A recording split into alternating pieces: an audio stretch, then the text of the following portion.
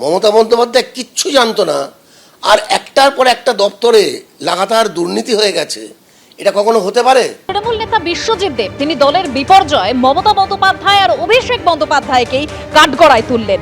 শীঘ্রই দল ভেঙে যাবে, টুকরো টুকরো হয়ে যাবে। নিজেই দিলেন দল ছাড়ার ইঙ্গিত। দুর্নীতির কথা তাঁরা জানতেন না, প্রশ্ন তুলেছেন তৃণমূল নেতা বিশ্বজিৎ দেব। বিশ্বজিৎবাবু, এই আপনার দলের এই নিদারুণভাবে পরাজয়ের মূল কারণ কি? দেখুন, সব থেকে বড় কারণ আমি যেটা বলবো সেটা হচ্ছে র্যাম্পেন্ট করাপশন, দুর্নীতি, লাগাম ছাড়া দুর্নীতি, যেটা গত 5 বছর ধরে হয়ে আসছে। এবং আমি মনে করি যে দলের শীর্ষ নেতৃত্বের নজরে ছাড়া এই দুর্নীতি হতে পারে না।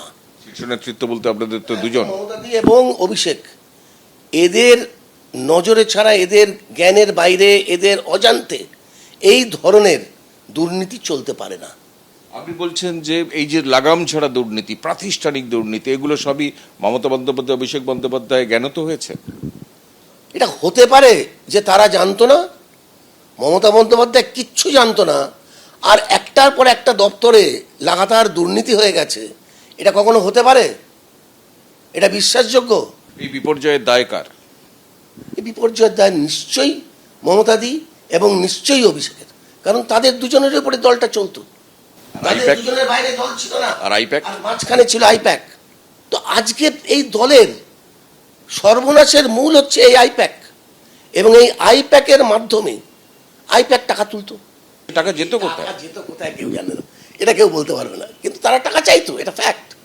অভিষেক বন্দ্যোপাধ্যায়ের ভূমিকা নিয়ে প্রচুর সমালোচনা হচ্ছে, বিশেষত মানে আপনার দলেরই প্রচুর নেতা মুখ খুলছেন। আপনি কি বলবেন? বিভিন্ন জায়গায় অভিযোগ উঠছে যে কর্মীরা মার খাচ্ছে, কর্মীরা গড় ছাড়া। তো উনি তো সর্বভারতীয় সাধারণ সম্পাদক, উনি কেন রাস্তায় নেমে কর্মীদের পাশে দাঁড়াচ্ছেন না? কেন, সেটা ওনাকে বলতে হবে কেন দাঁড়াচ্ছেন না। তার কারণটা হচ্ছে মেরুদণ্ড, ওনার মেরুদণ্ডটা ভেঙে গেছে। মানুষের যখন মোরাল ব্রেকডাউন হয়ে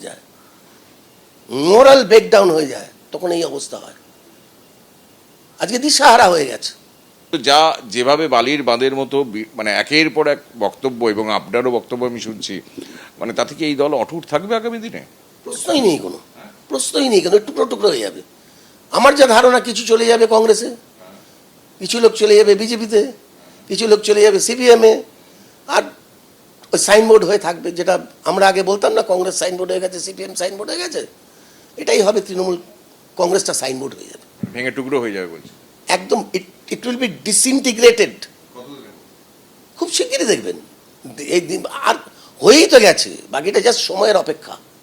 it's a matter of time, question of time. ABP Ananda, এগিয়ে থাকে, এগিয়ে রাখে।